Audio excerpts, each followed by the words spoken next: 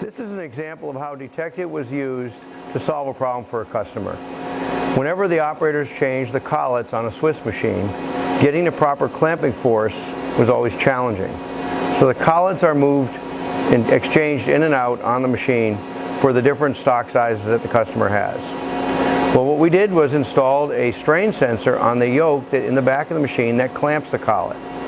This strain sensor is tied into DTect-IT so that we can measure whether the proper clamping force has been applied. So here's what the analysis actually looks like on the screen.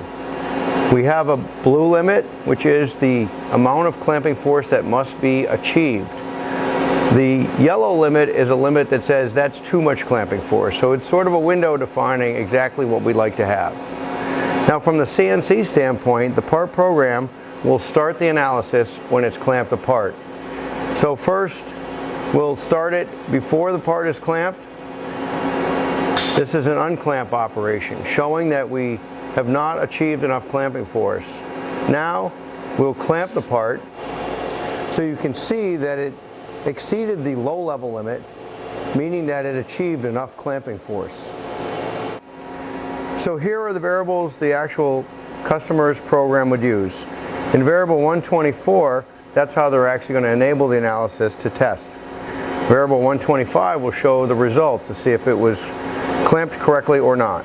So if the customer sets 124 to a 1.1, it starts the analysis. Now the customer unclamps and then clamps the part, and you can see that 125 went back to 0.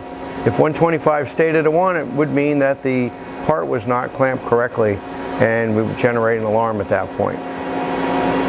One of the features of DTect-IT is that it can communicate to multiple CNC controls with one application. Here are some of the CNC controls that DTect-IT supports. In this particular example, we're going to show how two different analyses can be controlled by two different CNC controls.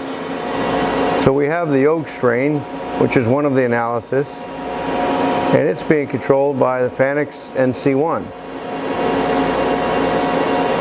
We have a frequency analysis that's being controlled by the Akuma CNC. These can run completely separate from each other, and each CNC can control and start and stop the analysis anytime. This shows the connection to multiple CNCs, again from a single instance of DTect-IT.